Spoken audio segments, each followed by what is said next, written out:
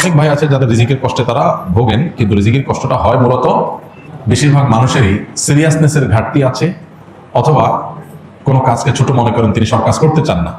মন মানসিকতা যদি এভাবে করেন যে আমি যে কোনো হালাল উপার্জনের মাধ্যম পাই সেটা আমি করবো ইনশাআল্লাহ। এক জায়গায় একটা কাজ করছি, সব বেটে পড়ে হচ্ছে না, সব মন মতে হচ্ছে না, এটাই দুনিয়া, এটা জান্নাত না, এখানে সব মন মতে হবে না। আপনি মনে করছেন অন্য অনেকে কাজ করছে, তারা কত শান্তিতে আছে। আপনি যাদেরকে শান্তিতে আছে মনে করছেন, হয়তো বা তারা অনেকে অনেক অশান্তিতে আছে, আপনি জানেন। একজন খুব চকচকা অফিসে খুব টিকটক গাড়িতে চলাফেরা করে, যা দেখেন ওখানে তার এমন এমন কষ্টের মধ্যে সে আছে যে আপনি চিন্তা করতে পারবেন। সবসময় মানুষ অন্যটাকে অনেক বেশি ভালো মনে করে, যেটাকে অনেক কষ্টের মনে করে।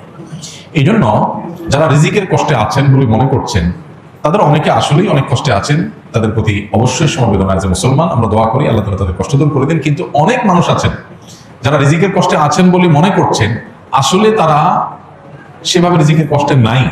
তাহলে পৃথিবীতে সবাই ধনী সবাই গরিব, সবাই ধনী সবাই গরিব, এটা তুলনামূলক ব্যাপার। আমি যখন আমার চাইতে উপরের দিকে তাকাবো তখন মনে হবে আমি গরিব, আবার যখন আমি আমার নিচের দিকে তাকাবো তখন মনে হবে আমি ধনী। নবী করিম সাল্লাল্লাহু আলাইহি সাল্লাম আমাদের এই সমস্যার সমাধানের জন্য দৃষ্টিভঙ্গিটা পাল্টাতে বলেছেন।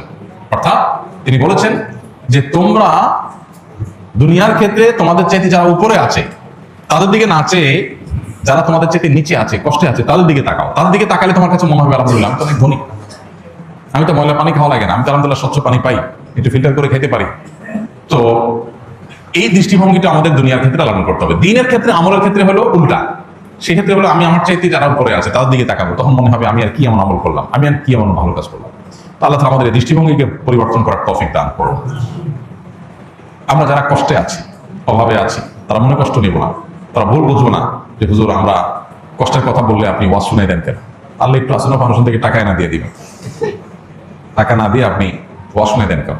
ভাই, টাকা আসন্ন ফাউন্ডেশনের টাকা এভাবে দিতে পারবো কি পারবো না সেটা তো ভিন্ন আলাপ। কিন্তু টাকার চাইতে বড় সলিউশন হলো এই মানসিকতার পরিবর্তন। এটা হলো আসল ট্রিটমেন্ট, স্থায়ী ট্রিটমেন্ট।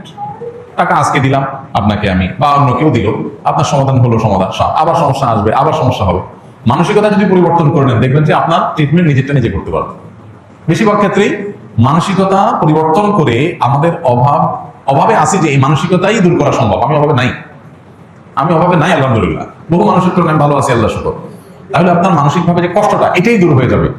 বাকি কষ্ট যেটা আছে সেটা দূরের জন্য সিরিয়াসনেস, আল্লাহর কাছে দোয়া, সঠিকভাবে চেষ্টা করা, বুঝে শুনে পা ফেলা, বুদ্ধিমান অভিজ্ঞতার সাথে পরামর্শ করে করে ইনিশিয়েটিভ গুলো নেওয়া, ইনশাআল্লাহ এগুলোর মাধ্যমে বেশিরভাগ দারিদ্র্যের মোকাবেলা করা সম্ভব ইনশাআল্লাহ। আমরা দোয়া করি আমাদের এই ভাইয়ের জন্য, ওসমান গরের জন্য, আল্লাহ তাআলা তাকে হালাল রিজিকের, বরকতময় রিজিকের ব্যবস্থা করে দিন। আর অনেক ভাই অনেক কষ্টে আছেন রিজিকে, আল্লাহ তাআলা সবার জন্য ব্যবস্থা করে দিন।